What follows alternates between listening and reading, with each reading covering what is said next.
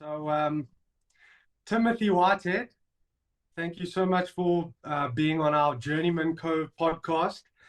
You are a bit of a journeyman yourself, so we felt it was very Hello. good to have you on. So, Thanks, man.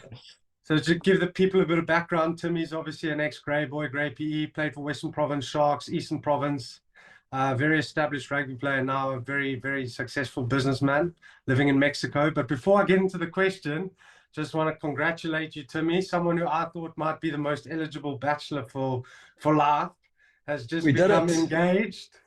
We So well did it. And done, that was, Timmy. to this day, the scariest day of my life, proposing. So good luck to whoever's still got to do it. Oh, you've done it before, Mikey, so you know. Uh, let's not go there. It's a bit too soon to do it. But Yeah. yeah, so basically how we want to kick it off, because obviously a lot of boys in high school, think, I don't make Craven Week, don't play SA schools, and that's kind of the end for me. I thought it was really interesting to me because you obviously played first team at Grey, but kind of didn't play Craven Week, didn't rep any sides, and you went off to UCT, am I correct? UCT, Mhm. Cape Town, and then kind of got into the Western Province system. So just kind of touch on how you got into like the professional rugby, after school. Cool. Yeah, and thanks for having me, guys. Yeah, so it's interesting you talk about a late developer. I was obviously pretty late in my development as well. I was probably 60 kilograms when I was in matric. So going to first team, playing center at Grey. I remember We him. had Yeah, we actually had a good side. Jeff, you would have been we played yeah. I against you. played against you. Oh, yeah, Played right. against you. And I Yeah, remember there was clearly this. you being Didn't a Zimbabwe. Selborne get like 50 points or No, something? no, no, no, no, no. No, It was that a was the one year pointer. before. Hey, take it easy, Michael. Okay, you great boys, take it easy. No, but I remember Timmy. He put a shot on me at Selborne, and he hit him on my shoulder. I couldn't feel my shoulder for about 10 minutes. It was Even back definitely. at 18, I remember you could hit her. I remember that. It Yeah, was. So It a was. It would have 60 been. kilogram center hit you and you Yeah. couldn't feel anything. No. Yeah, Well, you listen. I remember. Bone soft on and bone soft. impact. It was a bone on bone impact. But the thing is, like, I never ever thought, if I'm honest, and in hindsight as well, at the time and in hindsight, I should say, I never ever thought I'd even get close to playing pro. Like not even Craven Week, not even under 19, under 21. It wasn't in the picture for me because of my size. I was always too small. I mean, honestly, I think if I had to put a weight to my matric year, I would maybe 72, 73 kilos, which is obviously tiny. Um, so I didn't take it very seriously. I just played because I really enjoyed it. And obviously, schools like Grey, Selborne, Grey College, Bishops, Stacks, rugby's everything. So you just want to play and you just get the camaraderie of the boys and the vibe on the weekends, the derby days, everything. So like I did it because I enjoyed it. But after school, I fell out of Craven Week trials first round. Didn't even take it very seriously because I knew it wasn't a reality. And after school, our previous first team captain from the year before, Marty Talliart, was at UCT. And there was a bit of interest from Stellenbosch. Hey, do you want to come to Stellenbosch or UCT? And I was like, I don't really know what to do. My girlfriend was going to UCT, and that's the only reason I went there. So I went to UCT. And we had a really strong under 20 side, and we had John Dobson coaching us. So obviously he's now Stormers, and we had a bunch of Bishops guys. We had an all-star side, and we ended up just thumping Stellies, thumping Marties, thumping every single club we played against. I think we conceded 4 tries all tournament, and I had a good season. I was like, wow, this is cool. Like I'm digging my rugby, I'm enjoying my rugby. And the year after that was the inaugural Varsity Cup. So when I was under 20, the Varsity Cup came around, and everyone was like, this is the big thing, Monday Night Lights. This is going to be the wild thing of South African rugby, the breeding ground for South African rugby. And I was like, I'm way too small for this. I'm too young. I can't handle playing against 25-year-old pucker students. They're these guys. Joe Peterson and Jean de Jong were playing at Marty's, and they were already Stormers. I was like, no, I'm way out of my depth here. But we had Flecky that came in as a coach, as just backline coach. He had just finished at Bath, and he had been paid out some insurance for his calf injury and all this stuff. And he was like, hey, I'm going to try coaching. And he liked my vibe. He liked my style of rugby. And yes, I was maybe 15 kilos underweight, but he just said, get in the gym and go enjoy yourself and like, let's play. Had a good Varsity Cup. And next minute you got guys from the Bulls asking about you and the Storm province, and you're getting invited to under 19 training, under 21 Western Province training camps and sessions. And still in that moment, I mean, my mindset was like, you're never going to make it, man. You just do the deed because like, oh, UCT's asked you to go there. And then all of a sudden you're playing a game for Western Province under 21 when you didn't even get close to making Craven Week, it was never in the picture. And then 6 months later, you've got Rasmus calling you on a Sunday night saying, hey man, like Juan de Jong's hurt his elbow. We need you to play against the Cheetahs this weekend at Newlands. And then you got 50,000 people in the stadium, and it's wild. So the transition, it can be so rapid and so unexpected. But I think being a journeyman, you've got to be open to that kind of thing. You've got to be adaptable. You've got to be like, look, surrender to what's coming and just go for it. Because, I mean, I'm 35 now, looking back, I had so much doubt. I had so many insecurities around how good I could be, the talent I had. The reality of a professional setup for me was just out of the question. But looking back, I just wish that I had a mindset like James O'Connor, who at 17 would go, hey, screw you, bro. I'm gonna beat you the hell up on the field here. At 17 years old, and he's got like 0 caps for the Western Force. And I played against him at Stormers, and I realized how important that mental side is. To just be like, fuck it, I'm gonna do it. I don't care. I'm gonna go for it. But we all create this so much of the self-doubt internally that it becomes a zero reality case most of the time to be able to transition into a professional environment. But it's actually really not that bad. Tomo, I love your story. And I must admit, following you from about 15 years old and listening to that whole journey and the way you adapted, something sticks out to me, that just the idea of how did you cope with that adaptation? I mean, when you think about it, you were playing at one of the highest levels. I mean, playing for the Stormers, and you say that you didn't have that mindset, but watching you from the outside as a fan or someone who played against you from schoolboy level, and seeing you playing for Province and Stormers, and seeing that player that I just couldn't see how you got there. What were you doing off the pitch? How were you socially? Was it a lifestyle of, you know, living in Cape Town, having that freedom that allowed you not to keep it so tight? Like rugby was just fun now, so you almost rode that wave. What was the little details, the little golden nuggets there that you can share? Yeah, no, Jeff, it's a great question, man. And like I kind of try and put myself back into that 22-year-old Tim, 21-year-old Tim to explain this. But the biggest thing for me would be who you surround yourself with off the field. As much doubt that I carried at the time, you getting onto the training pitch and you've got a Skalkberger, Jean de Villiers, a Jacques Ferry, Brian Habana, and those kind of mentors around you, and getting into the change room, and the boys are like, hey, how you doing? Are you all good? Like, I mean, because they know they've been there. They came from a different background. They were all SA schools and everything. But I had very limited I want to say limited mentors, because I don't think many guys realize the impact that they can have on a young player. And that's when I became more of a senior. I try to take on that role naturally. But with that doubt, I must say the only thing that allowed me to actually excel at that level is you obviously have to have a certain amount of belief, and that belief is bred internally from something. It could be by yourself, like a James O'Connor could be like, hey, it's me, or it could be who you are surrounding yourself with. And I was really lucky. I know, like I'll talk about Flecky a lot, because he was very influential in my career, because he came in and he would literally say to me, he's like, bro, you might be small, but you got so much fucking talent, and I promise you can be a Springbok if you want to be. I was exactly the same as you, because I was at UCT. I was 21. You know, at that stage, you're just running around. You're trying to hook up with chicks. You're trying to like check out, like you're trying to be the cool kid. You're trying to be like, oh, cool, I'm like in the newspaper this weekend. And there's this like ego that's breeding, and you're like, this is cool, man. I'm like a pro, and this is awesome. But you obviously don't. And I was always like quite humble and modest, and like it was never a reality for me again. So it was like, wow, this is new and it's cool. But you're trying to like sort of control that ego and that hype around what's going on.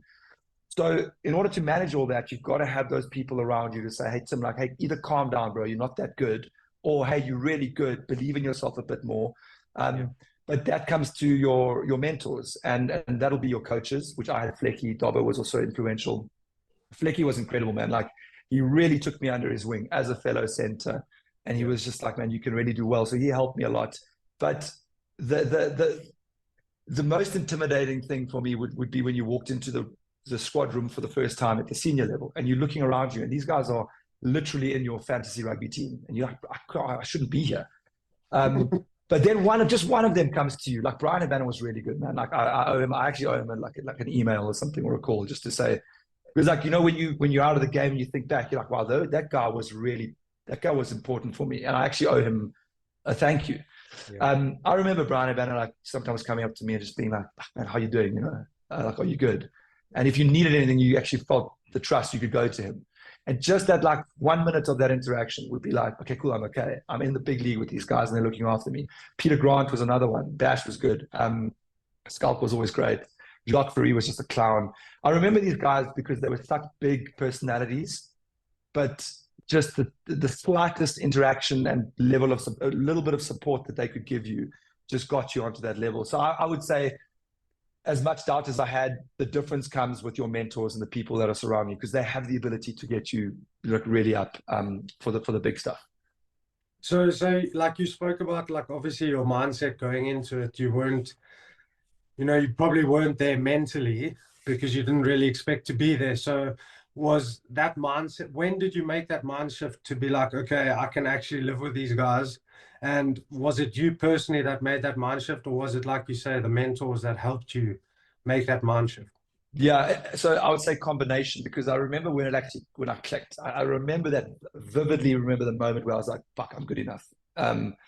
Because I remember that first week, that Sunday night before the Cheetahs game, Russie called and he was like, "Look, you good? Come to the office first thing tomorrow morning." Flecky was at that stage the backline coach for Stormers, and I stepped into the office and both of them were like, "Look, man, we're looking at your stats, we're looking at how you've performed at under 21 at Varsity Cup. Like, there is no doubt that you're good enough. We just need you to believe that." And I was like, okay, cool. Spent that week training. But that entire week training, building up to that Cheetahs game, I remember I couldn't sleep at night. I was waking up in the middle of the night with cramps. I was so stressed, man. The fear that I held during that week build up was like tangible, man. It was so crazy. I'll never forget it. But yeah, taking the field, I remember looking up and seeing Hendro Scholz, Juan Smith, Meyer Bosman, those guys were like all just wanting to hunt me. I was like, I know they're coming for me because they've got this 0 cap, 22-year-old kid playing in front of this big crowd. He's going to be freaking out. And he's like, if there's any weak link in that Stormers 2010 side, which is where we lost the Bulls in Soweto in the final, we had a great season. Yeah. The weak link is Tim Whitehead. That is him. So I felt that. But that game, I played well. I had a really good debut. I got a few line breaks. I had a try assist, I think. And I was in more shock than anybody else because I didn't believe it before that game that I was going to be good enough. So walking off that field, I'll never forget, Flecky walked up to me and he shook my hand and he said, "You could never have wished for a better debut. You're good enough for this." And that was the moment where I was like, cool, it's clicked. I've just played against Springboks, with Springboks. We've won this game. 50,000 people are in the stadium. We did like autographs after the game, and I was like, I need to invent an autograph now because I've never signed anything.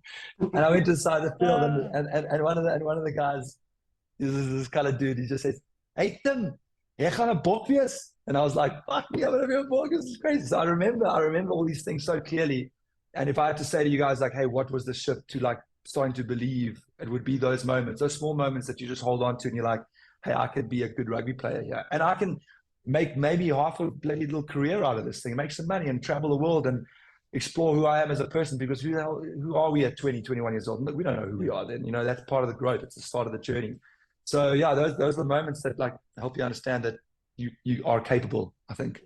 From my side, watching you do that, it was incredible. Because like I said, I remembered you from school. So it was, when I saw this, it's almost like this college boy, like, you know, us boys from the Eastern Cape, you know, you watch a lot of American movies, you know, we've got this whole, like, you went to university and you were like, you're always the cool cat, you know, and I always felt like that because, you know, the Grey Boys, you know, the Queenians, and seeing you do that, go from UCT and then you in the Stormers. And I was living in Cape Town around that time too.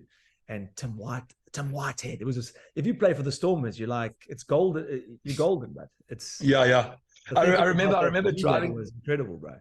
Yeah, thanks, Jeff. I mean, it's great. I mean, look, a lot of it is just luck. It's an opportunity. It's like the fact that Juan de Jong had that elbow injury. It's just, and I would talk about like I look at life in a very chilled out and probably hippie kind of way. If you guys can say what you want, I don't mind. But you know, you're going to get these opportunities. The doors are going to open for you, and it's on us to say, hey, like, I'm going to go through that door. I'm going to take this opportunity, because it's so easy to say no. Because fear is like, fear is your underlying. There's I feel like there's two underlying emotions. It's like love and there's fear, but fear often trumps the.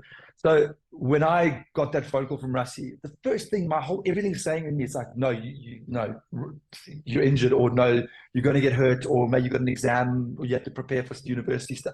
There's all these things that come up into your head to try and get you out, but you've got to take those chances. And if Jean de Jong hadn't got injured, if Jean de Jong, if Rassie didn't call me that day, like none of this would have happened. And look, I'm not trying to talk as though I've won a World Cup or I was a Springbok, anything like that, but like I had a really cool 8-year professional career, man. And I without that 8-year career, I wouldn't be doing what I am doing now, because I would have been stuck in this finance CA route that I was studying for at university. And if you guys know me personally, I'm the opposite of that. I'm people, psychology, sales. That's what I love.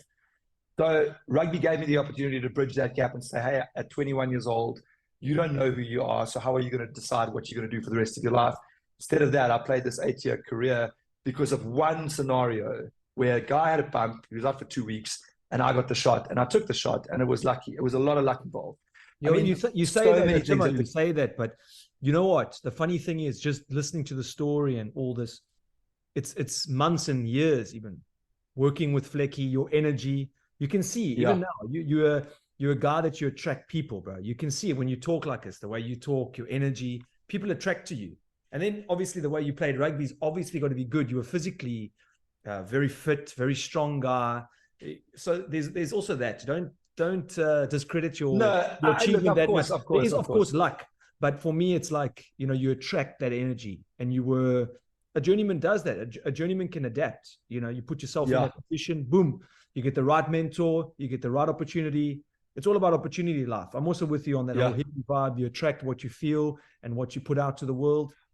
You guys the best life in UCT, just like, hey, this is that was the toughest thing. Like I went to Flecky and I was like, Flecky, man, like I love having beers on a Saturday night and getting a bit shit-faced and hanging out with my mates and drinking on a Wednesday in Stellies and going to Delapa and these places. And he's like, bro, I did the same thing. You can do it. I promise you can do both.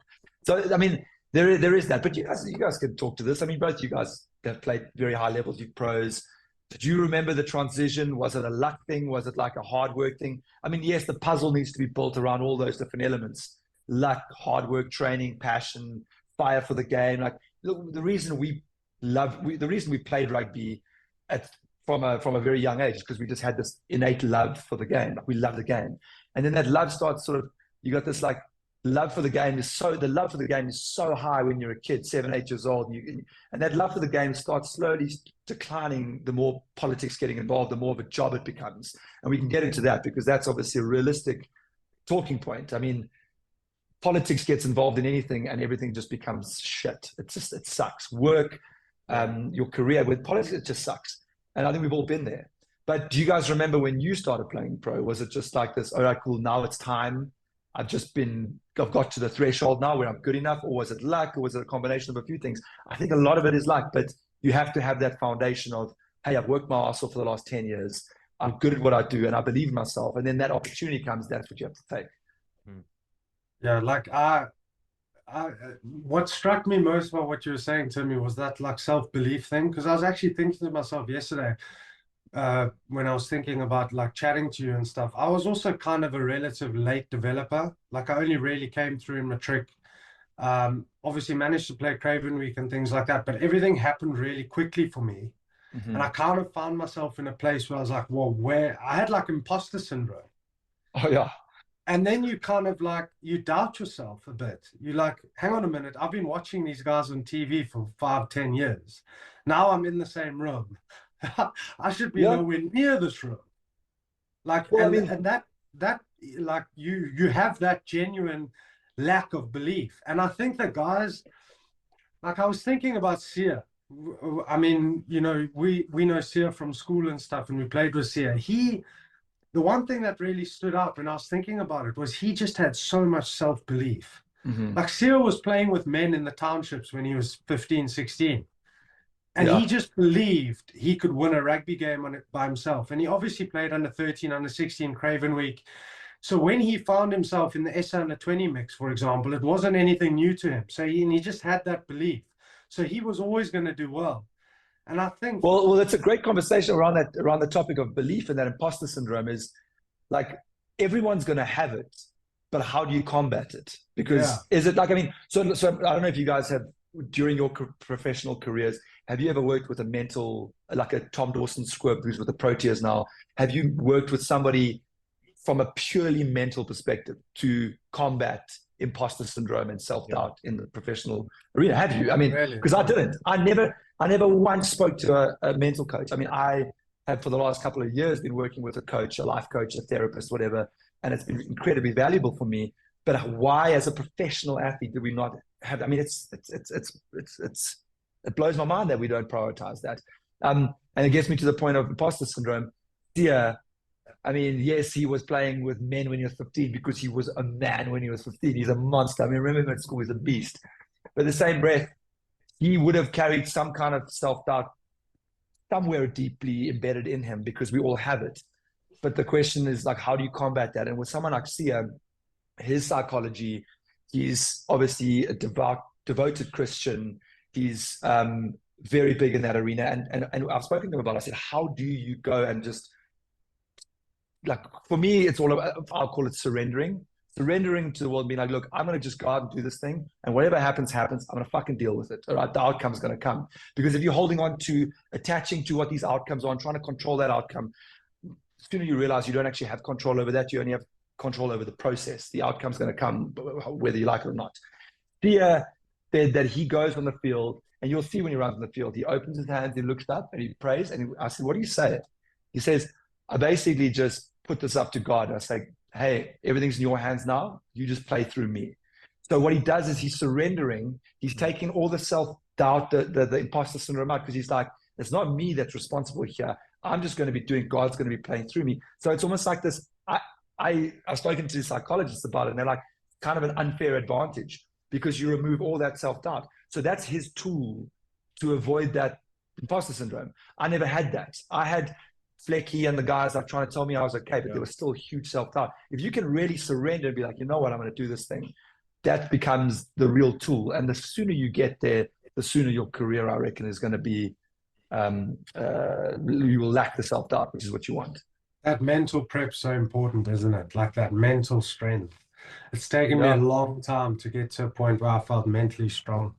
You see, when you look at it, so sorry for jumping in, but even just using Sia as an example there, it's so good. You think about the Vikings, the mythological legends of everything, every battle, every war, you find those different gears when you surrender.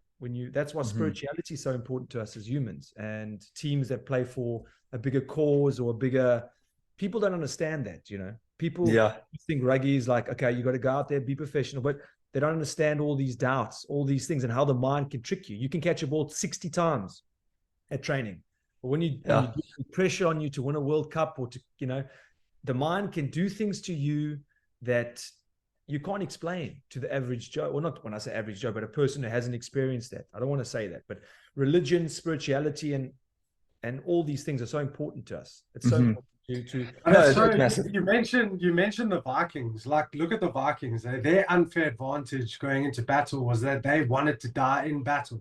Oh, yes. That was it. They're like, I'm lucky if I die. I mean, if you watched, I know it's a fiction, Mad Max Fury Road. Have you seen how for Valhalla, they talk about it's obviously mental. But they, like, if they get to die in battle, it's like, that's their sacrifice. And that's the thing. It's like, you're literally giving everything up to the greater good, or the bigger picture. The Springboks kind of played for that during the World Cup. It's like they're playing for the country. It's bigger than them. And when you can take the pressure off yourself like that, it becomes a lot easier. And then you get rid of all those doubts. But that meant, Mike, you talk about that mental side. I mean, I still struggle with that during business calls and stuff. Like, you'll have you'll defeat the mental doubt from rugby, but then you go into life after rugby and you're like, I've never sat in a meeting with these people, and I've got to talk the talk and walk the walk. Like, I don't know what I'm doing. That imposter syndrome comes back to you. But playing at a high level of rugby, and I mean, we all know rugby in a professional sense can be very daunting. Monday video sessions, we don't like those. The criticism, the pressure, Twitter coming at you, like, it sucks. And it does get you to a point where you're like, after rugby, like, hey, I've been through stuff that's maybe equally, maybe maybe worse when it comes to criticism, because the working world is very different to the professional sports world. But I would recommend, so many guys would come to me and say, hey, I've got the opportunity to play rugby professionally or sport professionally, or I can go into like this opportunity with work. And I always say, do the sport thing, because you never get that opportunity again. First of all, you can't do it when you're very old. I mean, unless you're playing darts or something, but you can't do it when you're very old. But then it gives you this like foundation of like high pressure, sacrifice, criticism that you have to like navigate your way through, and how that prepares you for like the toughness that comes after rugby. And I think that's a very important topic as well. I often get into that with people who are playing professional sports. Not easy. But yeah, it prepares you really well for the future. But that mental side is everything. And we've got this like 80, 90, 100 years of our journey where you're going through it. All you're doing throughout that time is just preparing this thing for the next thing. It's just going through the journey and learning about it. The mental side is everything. Look at the greatest sports people that ever lived. What separates them from the rest? I mean, the Federers of the world, the Tiger Woods of the world. It's just this. Like, they all have the same talent, but they have something different up here. So mind is the biggest thing for me. And it gets back to the point of why, when we're playing professional sports, are we so hesitant to get a mental coach in? And even if it's on your own cost, who cares? Like, it's going to benefit you so much, I think. Yeah, it's so true. I agree with you, brother. I agree. Yeah. And before we go into like your business stuff, we obviously touched on Sia a bit, and you obviously founded Frankie's, your first company with Sia, or along with Sia. Before we get into like your business venture, this is like I guess a two-part question. Obviously, like you spoke about rugby not being a legitimate career path for you when you were coming out of school, or not one you thought would be a legitimate career path. Did that kind of force you to think like about businesses and things like that? Because a lot of players coming out of school, they just want rugby. It's all they do. It's all they think about. I mean, I was like that, you know, all your eggs in one basket. But you obviously had a little bit of a different approach where you thought maybe rugby's not quite for me. You were thinking about a world in a life in commerce. You said CA and stuff like that. Then obviously you found yourself in rugby, but then you founded your first company at what, 27, 28? You were still pretty young when you worked with Frankie. Okay. So talking about that sort of journey from university into rugby, into potential business after rugby, or career as a whole. For me, like my vision was obviously you can only talk from an individual perspective. Like it comes down to what the individual really defines as their purpose or their passion. So because I came from the whole rugby, the self-doubt of, hey, I can't make this thing in pro and I'm going to just play for the love of the game. Naturally, I went towards I'm going to have to get into business one day, because I'm not going to be good enough to earn a living from rugby. But that's just me. So whatever the case is from an individual perspective, whatever the person's passion is, if they want to live rugby their whole lives, look at the Farrells. I mean, they're not going to do business. I mean, they probably could do business on the side, but their lifeblood is rugby. So you got Dad coaching Ireland, you got Owen killing it at England. These guys are going to be involved with rugby their whole lives. Their kids are going to be rugby. It's just going to be rugby. I was never that way in Clyde. I was always thinking about business. So it took me from university, I went and did a business science and finance and accounting, only 3 years. I never finished that, because it was the question, hey, do you want to play professional for province, or do you want to go and do your degree? You can't do both, which was, I think, a big shortfall in the South African system. So the Varsity Cup has combated that well. Ideally, you want to get the degree and then play rugby after that, but very difficult to achieve.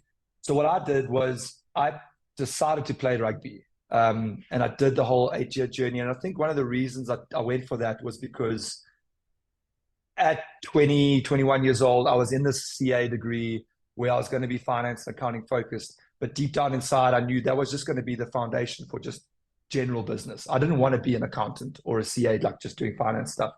I knew there was something else out there. The only reason I did that degree is because my brother had done it. And I thought that would allow me to get paid relatively well in the future.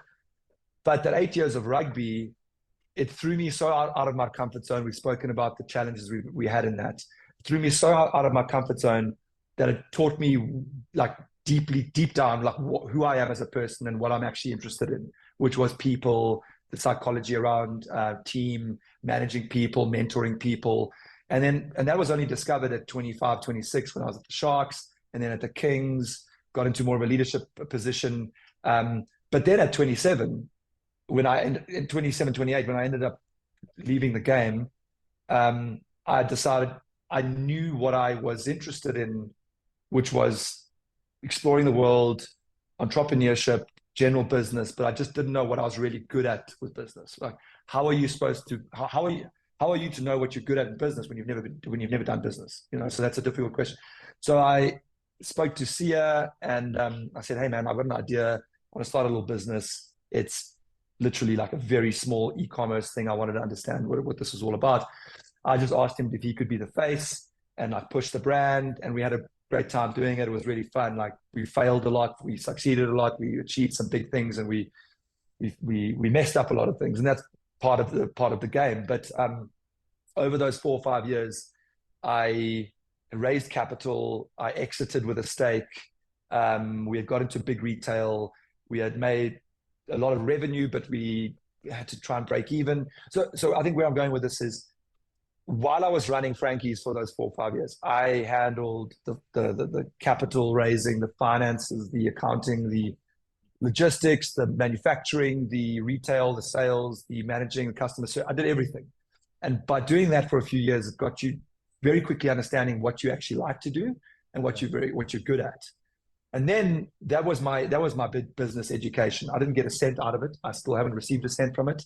I still have a stake, and if it goes big, hey, we get paid out, which will be great. But it wasn't about that for me. It was about learning the game and understanding what I'm good at and what is next for me after that. So yeah, I spent a lot of money on it over 4 or 5 years. I left without much to show for it, other than this thing again. We're always talking about it. It always comes back to this. Yeah. And I realized I really enjoyed sitting around a table and talking to people about how good the thing is that I was selling. And it could be any product. Right now I'm selling basically talent in recruiting. And I love it. But that's what Frankie's got for me. It got me to the point where I knew what I wanted to do. So what I did was, after Frankie's, I took a trip to Costa Rica. I went to learn how to surf for 3 months. And thank you, the pandemic kicked in while I was there. So I ended up staying on the beach for about 9 months. And then I moved to Mexico, stayed on the beach there for 9 months. And while all this was happening, we'll talk about like surrendering and just like taking opportunities when they come, just like the Jean de Jong injury. Like, hey, you took the opportunity. I met a guy surfing in Costa Rica who is a German based out of Seattle, and we became buddies. We had beers off the surfs, and he liked my approach to things, and he wanted me to join his business. I'm still part of that business now, and I'm loving it. It's been incredible. But it's you surf most of the week, don't you? Do you guys? Well, not now. No, not now. But yeah, I would. You always claim you're working, but you're always surfing. No, I'm always working. I mean, I'm working when I go to the grocery store. You never know when there's going to be a deal on the table. The thing I love about this is, for me, Tim, is really actually listening to your stories and stuff, because I don't know you as well as Mike does. Listening to your stories and stuff, it just, you are a journeyman, like the gold of the journeyman, because there's a couple of things that keep happening. People in very good positions love who you are as a person. And those sort of things are, you can't put a tag on it. You can't put a price on it. You can't learn that at university. It's almost through your experiences and who you are as a person and how you interact with humans make you attractable to people. So people, Flecky, when you're younger, eventually then getting into Western Province and opening up doors for opportunity and being ready for those opportunities. And then basically going out to Costa Rica and, again, upskilling yourself, surfing, finding that spirituality, and you bump into someone because you're open. You almost, you attract that sort of stuff. And people look at it and go, how the hell did you do this? And now you're living in Mexico and found the love of your life, and so on, so on, so on. But you see how the story goes, and it comes down to being, human and being a better human, understanding these little lessons. And I think that's why we're doing this podcast. It's so important for young players from all over the world. America, you can be wanting to go play in Australia, wanting to go play in France, as I did. But to be open like this and going into cultures and going into environments and meeting people and being open and engaging opens up doors. That's the opportunity. People don't understand that. What do you want? like, what do you really want? That's the question. It's like, I get a lot of calls from guys saying like, dude, how are you living the dream in Mexico? And like, you know, you just doing your thing. How did you get it right? I'm like, I don't know. I don't have the answer. But my goal in life was always to just, look, I'm the eternal optimist. I just love it. Every day is just epic, man. People just laugh at me because I'm just like, this is the best, man. Every day is great. And yeah, again, I've been lucky, but you are attracting these things with your, like how you're like how you feeling about it. But you ask these guys, what do you really want? Like, do you want to travel the world and learn new languages and experience new cultures? Do you want to climb Kilimanjaro? Like, fucking do what you want. The thing is, we're so hesitant to take that first step. Like, I've got a lot of guys that call me and say, how did you do it? I want to do the same thing. And I'm like, well, are you ready to book a one-way ticket to Mexico City? Because that's how you're going to do it. And that is too daunting for 99% of people. And yes, everyone's in a unique situation where maybe they've got a kid or a full-time job that they're not willing to give up. Like, I understand that, but you've got to be open to take these chances. And that's just what I did. And I think I got very lucky, and I've just enjoyed the ride. And you speak of Journeymen, like, everything's an adventure, man. Like, that's what we got to chase. And when you're chasing that adventure with a real like openness to experience more and meet new people, and it's a certain personality type, but it becomes easier when you open yourself up to that. I call it like just openness. Just be open, be open to anything, like anything. Like, I met my fiance in a coffee shop across the road from my house 7 months ago, man, and I'm already engaged to get married next year. I'm like, what the hell, like, and I've never been close to getting married, never even got close to. And all of a sudden, I'm like, this feels good. I'm going for it, and it's perfect. So like, I'm probably put together tons of examples about all this stuff, but it's about like, what is the person actually really wanting? Because if you do like don't attach, like, see that final outcome in your mind is like, that is where I want to be. If you can surrender and like just allow the world to take you there through opportunities, just go for it, man. Like, you're never going to regret taking an opportunity. That's the biggest thing. You're never going to regret. You know, if you took that one-way ticket to Mexico City, you can always go home. You will always be okay to go home. And you've got a support system. Even if you have to borrow money from your best mate or your mom, like, you will get home and everything will be okay. But fuck, what's the point if you're not going to try it? You know? Right, I love it. So true. Tip of the hat to you. That's Listening to you now is, it's awesome. I fully agree with you. Fully. And I Got to think be willing to take chances. Well, it's like what you guys are doing right now. Like, you've seen how important certain elements in coaching are, and you're taking a leap, and you're like, we're going to try this. We might completely mess it up. But one thing you will do is you're going to learn from it, and you're going to perfect it over time. And you could, in 5 years' time, say, yes, Jeff, you know, remember that thing that we wanted to do? We never did it, eh? Imagine what it could have been. But you're not going to have that experience now because you're going for it. Like, that's a great example of it. Like, just do it, man. We're going to be okay. And also, like, you've mentioned mentors and things like that. That's another thing. Like, I wish I had a mentor when I was younger. And that's what we're trying to do. You know, put players in a position where they can listen and learn from people that understand the pitfalls, you know, and that have been there, made the mistakes. Can I ask you guys? Yeah. Sorry for interrupting, Mike. Sorry for doing that. It's But okay. have you ever thought about the days when you were at school and some of the old grey boys would come back for quarterly awards or something, and you couldn't wait to listen to them?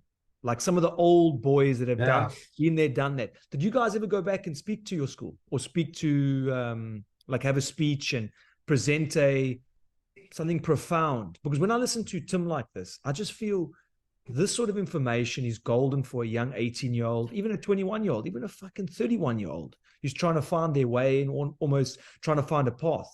You know, a lot of questions, doubt, a lot of, you know, mixed sort of ideas of what's going to come. But this sort of gold here is something. So did you guys ever go back to Grey? And I mean, like, did a few like jersey handouts, jersey presentations for the Oaks, but never really like a defined intention, like, let's give a message. I also think that I would have been I mean, look, I've still got to, like, we're learning every day. Like, like, I don't know, we don't know it all. Like, we're just doing our best, you know. And certain people that are in their 60s and 70s, they can always give us good advice. But it's like, you know, when I was 25, 26, I thought I knew everything. We always do. The one thing that I enjoy about myself now is, like, I know that I don't know shit. I just know what I know from my experience, and I can only speak from that perspective. So if that adds value to somebody, then great. But like, I'm not saying, hey, I have the answer, this is what you have to do. And at 25, 26, 27, like, I don't think I was well equipped enough to go and give like an intention. Maybe now I'm closer to it. Maybe I'm not even ready now. But I also think like if you're standing up in front of 800 people and sending a message, that message better be good. You better know what you're talking about, because that's a big responsibility. I mean, I could say, hey, everyone drop out of university and play sport. That's bad advice, you know. But it takes time to get to a point where you can actually give valuable advice. And I think more along the lines of a 1 to 3 people or 5 people where you can interact more, because everyone has such a unique circumstance that, you can go talk to a school of 1,000 people, but everybody in that audience is so different in their perspective and what they're trying to achieve. So how is my information going to benefit all of them? I think the real beauty comes when you're sitting across the table from one person and you say, look, I don't have the answers, but if I was in your shoes, knowing what I know now, I would do this, you know, or 2 or 3 people, or a panel of 10, like that's even fine. So it's a numbers game for me. But I just love it, man, because as soon as you can shift your perspective to everything's going to, you will, if you can adopt this mindset, everything's going to end up just being fucking great. It will. I promise you it will. You're going to have the ups and downs, but at the end of the day, it's going to be great. If you can live with that, it is going to be great. That's what I genuinely believe. And it sounds cliche. It sounds like so cliche, man. But I promise you, the more I live my life, and I go through shit days, man, and then the next day I'm like, how do I feel? I feel so good today. It's very roller coaster, but eventually, when you get to the end point, it's going to be good. It will be good. Yeah, I think that's the one thing I've learned in my career. Like, I've been through a lot of shit in my career, but if you just keep putting one foot in front of the other, like eventually you'll get through, you know? Well, we're very quick to claim victimhood, man. I'm the victim. The world. This is the world at the moment. World is against me. You call somebody the wrong pronoun, like fuck. Then they like, what? Like it's become. Everyone feels. A lot of people feel like they're victims right now. The sooner you realize that the world is not designed to be kind to us, it's on us to go and to achieve those things and to get over that hurdle, that kindness hurdle. The world's not meant. I always say, go on a safari, go to the bush, and go check out what happens when you watch a pack of wild dogs eating an impala alive from its loins out. And you're looking at this impala, he's alive, he's getting eaten, and you're like, that's not fair. But that's life. You know, that is life. That's the closest you're going to get to the truth. And you look at these things. The smartest men in the world say that, yeah. Go back to nature. Everything we need to know is in nature. And I'm with you on that. You know, challenge is everything. And I think that's why the Journeymen, going back to that, the type of person, there's so many challenges in your life that you learn it pretty quickly. That you've got to keep that faith of optimism and almost that belief that the challenge is only growing you. It's only making you a better human being, because it pushes you. It pushes you to go to new places. It pushes you to try new things, because you know when your time's up, buddy, you got to go, and you got to keep on keeping on. And that's one day when you're done and you dust, all you have is moments, those memories of you know. I'm so glad you said that, Jeff, because a good mate of mine, I don't know if you guys know Ryan Dugmore, very, very, very good, like incredible athlete, mental side is super strong. And he asked me once, he said, I was with one of my ex-girlfriends, and he said to me, he's like, are you scared of like, if she like cheat on you and like leave you, would you be scared? And I was like, I actually remember thinking about it. It was only like 6 years ago. And I was like, yeah, you know, it would be tough. Like, I wouldn't want that to happen. And I'm like, kind of obviously would try and protect it and not. And yes, I'm carrying a lot. I would be naturally carrying fear in that situation. So he's like, why? Because think about this. Every bit of shit that you've encountered in your life, any big hurdle that's become tough, think about how you got over that and how beautiful it was afterwards. You know you can get over anything. And the magic actually only happens when you're very uncomfortable. That's when you're learning the most about yourself. So, hey, we need you to say a speech at this school with 500 boys. Oh, I need you to make your debut against the Cheetahs when you're 22 or 21, whatever. Like, that fear kicks in and you're incredibly uncomfortable. But when you get over that hurdle, that is the best time of your life. So it's like, why are we so scared of these things? We live in this natural fear, because the ego is just trying to protect. You're just trying to protect yourself. There's natural affinity to protect because we want to control. And as soon as we come into some kind of state of discomfort, naturally the mind goes, no, I've never been there. I can't, I'm not comfortable.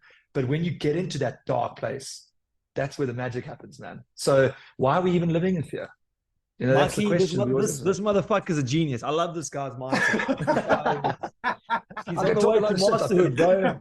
Got to share that shit with more people. I love that, bro. Oh, no way. But hey, profound. listen, it's so true about being uncomfortable. And like Tim asked earlier about how we felt when we came into our professional rugby. But Jeff, you've got a great story because you were like a telly salesman in Cape Town, weren't you?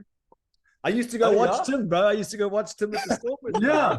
And you, like I see the England Sevens jerseys behind you, the Bath jerseys behind you, played it for Hammies.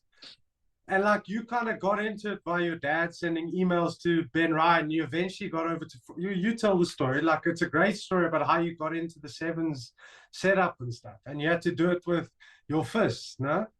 Well, I need to hear this. For me, it was when I hear these stories and I hear Tim talking, and I think when you can go through something and then you hear people talking about it and you can relate completely and understand it, and it's belief, it's conviction, it's like truth what he's talking about. So when I do that, you get excited, you get giddy, and you laugh because yes, everything you've said is I've had to go through the same things. You know, I mean, I was 22, 23 when I became a professional rugby player. And when you were playing for the Stormers in 2010, I used to go watch the games. I used to go down there to Newlands and check it out, and it'd be amazing. And your career was a dream of mine. Basically, when you grow up in South Africa, you want to play Super Rugby. You want to play with the Skulkburgers. You want to play with the Banners. You support. I supported the Sharks. So for me, it's like when I saw that, it was always a big dream of mine. But I guess my story is completely different to yours. I had to let that dream go. You start working in Cape Town and you're playing club rugby at Hammies, and listen, it's finished for you, buddy. It's you're not going to be a professional rugby player anymore. But I love the game. And then we talk about opportunities and things coming and booking a one-way ticket and getting over to France. And I'm over there playing in Federal One, Château in the south of France, and playing down there. And literally, it was an eye-opening cultural experience. I can definitely say was the biggest learning curve of my life. Playing in France, playing old-fashioned rugby. You only play.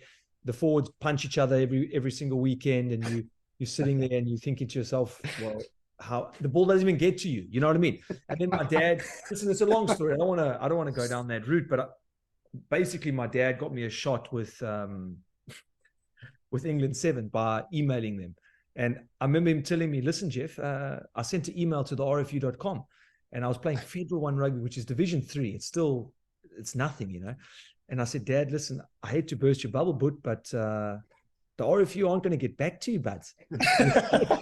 he said to me, what's talking about? I said, you can't just email. It's like emailing SARU or SAFU, whatever, the South African Rugby Union, and saying, listen, I got a son, he wants to play for the Boks. They're not going to answer you, bud.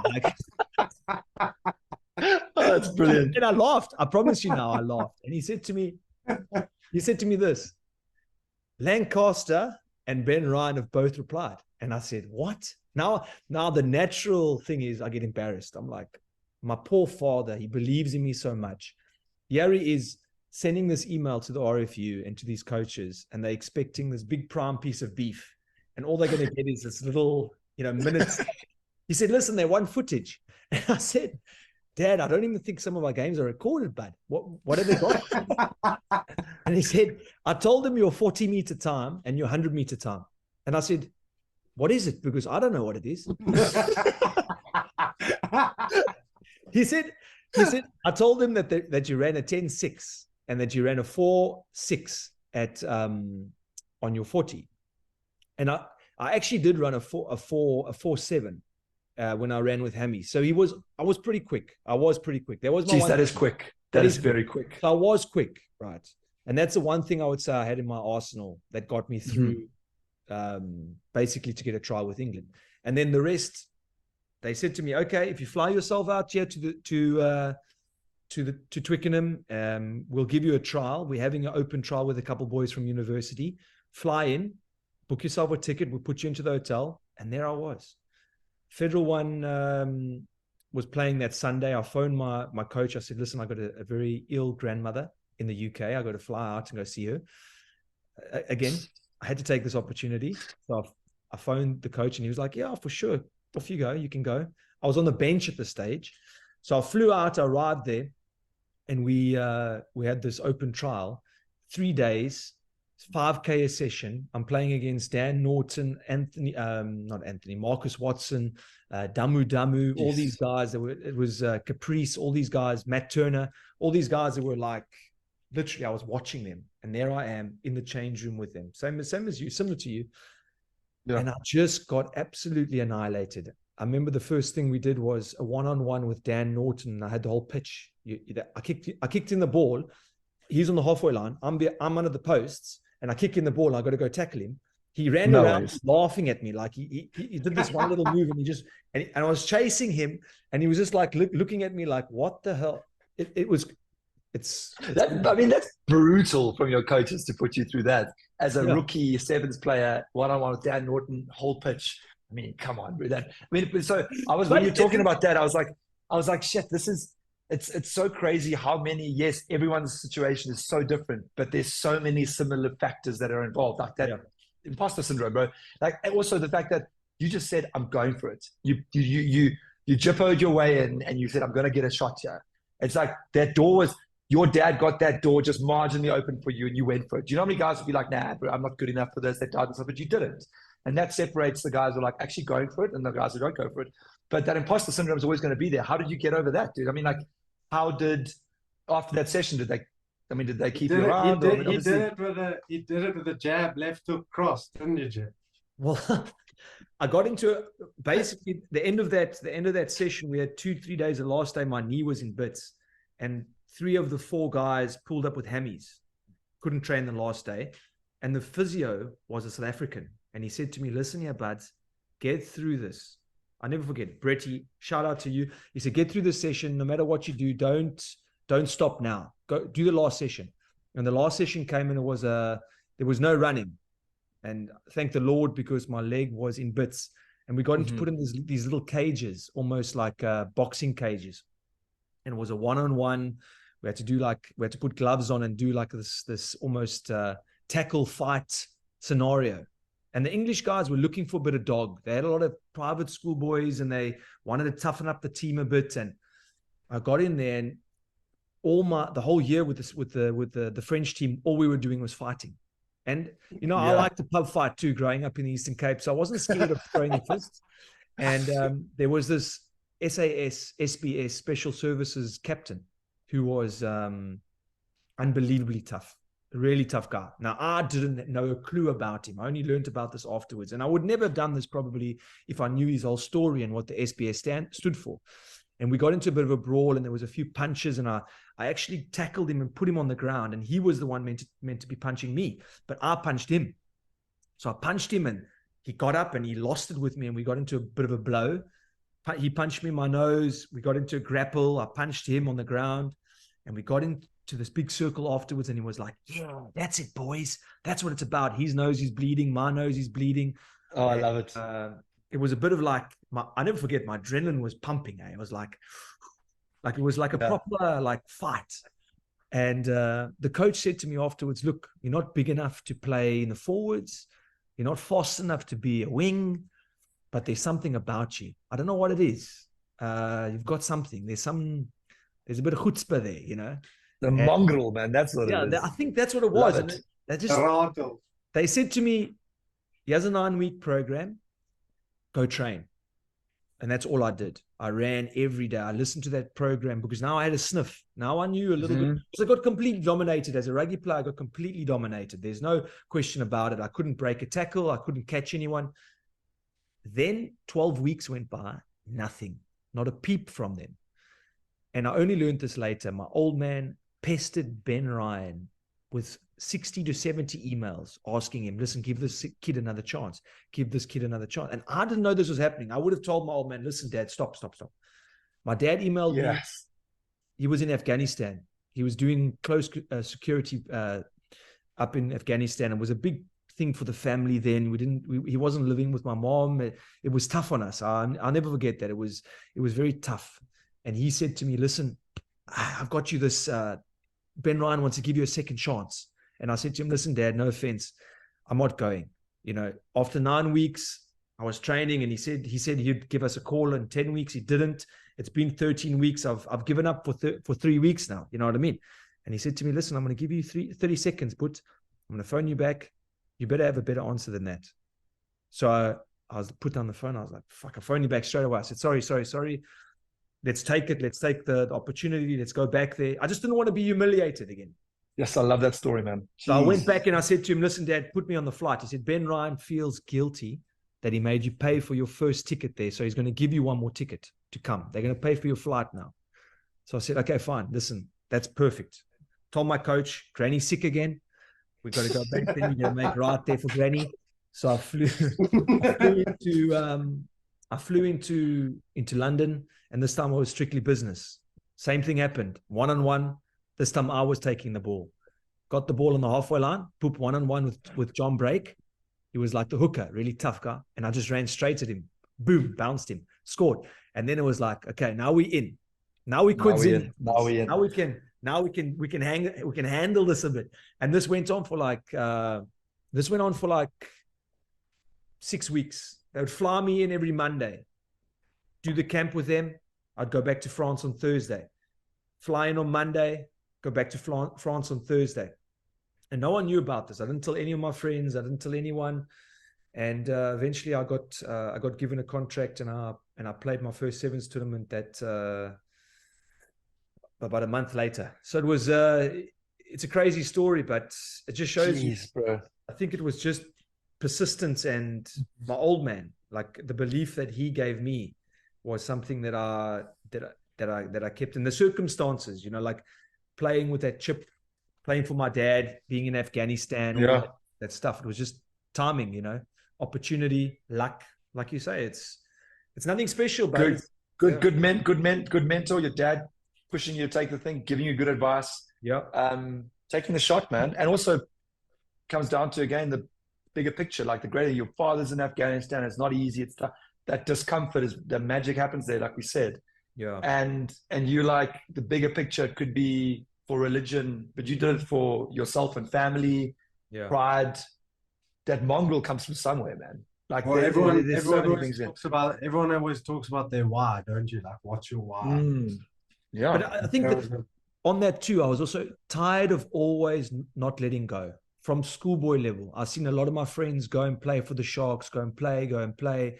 I used to go beg old Kawa Magwenshu for a bit of protein. He got some free protein there at the Sharks.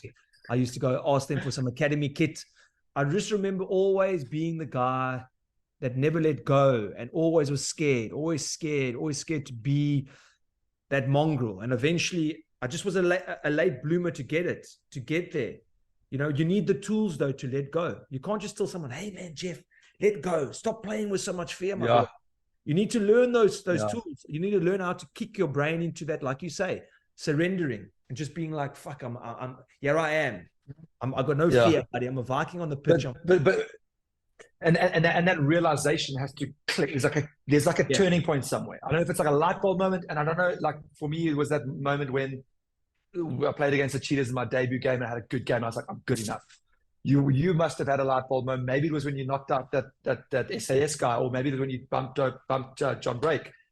I don't know when it was, but something happened to you. I know you could probably talk to that. I mean, you've pretty much told the story, but there was probably a turning point in that where you're like, I believe I'm good enough. I'm going to fuck people up now. Yeah, that's the beauty. Yeah, it's beautiful, bro. And I think when you listen like this, and for me as a person that really is deep in that sort of stuff, my rugby knowledge and my strategy and even my ability was never as high as my human IQ. And when I listen to someone like you, I just feel like mentorship, helping people, it's in your blood. It's something that you have got a natural gift with. And I promise you now, you can help a lot of people. You can help. I know that you can help a lot of people with your wisdom and your understanding. It's very pronounced. Yeah, thanks, Jeff. It comes down to your why. Like you say, I love people, man. Like I think everyone's psychology is different, but there's so much beauty around overcoming things and achieving things and fighting for things. And you tell it, like, I was getting goosebumps when you're telling that story, man. Like, that's a journey right there. And what you probably got out of that journey was, I mean, you learned and grew so much in that period. And then you can take that and put it into different parts of your life. There's so many sort of how can I say, you can jump from industry to industry. Say, like, being a sports person. Like, do you know how valuable being a sports person from a professional setup is in business? Sorry, where I'm going with this. If you play professional sport in a team environment and you move into business, it's incredibly difficult to get into business off the sport in South Africa, and I think Europe as well. It's quite tough. They're like, hey, what are you going to get from me? In America, if you walk into a business having played a decade of pro sports in a team environment, you literally run the trading floor. You might not know anything about trading, but you understand people. Yeah. Like, I don't know why South Africa and Europe is a little bit like kind of anti-exports people. They're like, yeah, you've had your time kind of thing. Go do your own thing. Prove to us first. Like America, they're risk takers. They're like, yeah, we're going to go for this. Put this guy in this position. He can run a 10-man team here on the New York Stock Exchange trading floor or something like that. And they'll do it. They'll give it. My fiance is American, and she tells me all the stuff. She's like, do you know how big it is coming from a sporting environment going to the US? So there's so many lessons to be learned from those stories you tell, from the stories I tell. Like, we don't know it all, like we say, but like, people can naturally attract to these stories, because as much as yours and mine are probably more rugby stories, and maybe there's a couple of life stories shown there, people find comfort in the fact that they're not the only ones going through shit, because everyone goes through shit. I think so many people will say, look at my life now and go, oh, this guy like has a cool job, works from home. He lives in Mexico. He can go to the beach every weekend. He's got like, he's lucky. But man, there's so much shit that goes on in your life. Everyone goes through it. And it's a perspective thing. It's like, I'll never look at somebody. I always look at other people's lives from the element of like support and compassion, as opposed to judgment and neglect. Because when you've gone through a lot, and I've had a lot of conversations where my dad left home at 13. He got retrenched from his job. He had to go live he had a UK passport. He had to send money back. Mom was raising us. It was a bloody hard time, man. It's not easy. But we don't go and say, hey, it was a hard time. I'm sitting down and I'm not going to chase any opportunity because I'm the victim. It's not fair. Life wasn't fair. Like, people won't know that about me. But everybody in their own right is going through something potentially more like similar. Yeah. And from that perspective, I will never be able to go, oh man, that guy he was a dickhead to me today, or what an asshole. Maybe that father just passed away. Like, who knows what he's just gone through. So these moments where you go through like a really tough time, or there's like some kind of discomfort, like there's a lot of value in that, and it's transferable into different parts of life. It's not only rugby or sport, or there's so many different things that you can take and use that as like, hey, I'm going to see benefit and magic to come out of these tough times.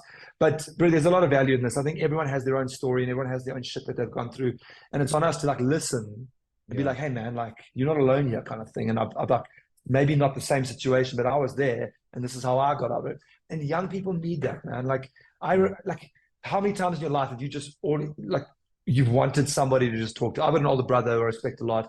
Mom and dad, I respect. Like, we've got that, but some people don't have that. Hey, some people don't have someone they can lean on and be like, look, what advice can you give me? And like, all they want is 10 minutes for us to look in and go, man, this is like, you're not alone here, kind of thing. This is crazy, man. This is crazy. Yeah, I know. Like, thanks, Timmy. Obviously, just before we wrap up, thanks so much for obviously sharing with us, and it's been so insightful and such a privilege to have you. Just to end off, if you could like quickly, just one bit of advice for any young players listening, what would that be, do you reckon? Rugby, like, isn't a young player who's like a wanting rugby, 17-year-old okay, late developer wanting to make rugby a career. I think my advice would be, you put me on the spot there, Mikey. Yeah, we've got to test those skills. No, bro. So I would say, what a adapt, Tim. I would say if you're 16, 17 and you're a decent player and you believe in yourself and you think you can go and you want to play pro, I would say back yourself, like set yourself, if you want to play for the Stormers or you want to play for the Boks, set yourself that goal work hard towards that goal, like commit to that. Focus on the mind while you're committing to that. So really, if you need to write down, if you need to put on the wall book, and every morning you wake up, you see that, focus on building the mental strength around achieving that goal. And obviously physical will naturally come with that, like trying to be a pro, but get the mental side right, but don't attach to the outcome. So don't say, I'm only going to see myself having worth if I'm a Springbok. Set yourself that goal, allow yourself to chase that goal, attach not to the outcome, attach to the process. But the most important thing about that process is just enjoy the ride. Because and if you focus on enjoying the ride while that process is happening, only good things will happen to you. And think positive. That would be my advice.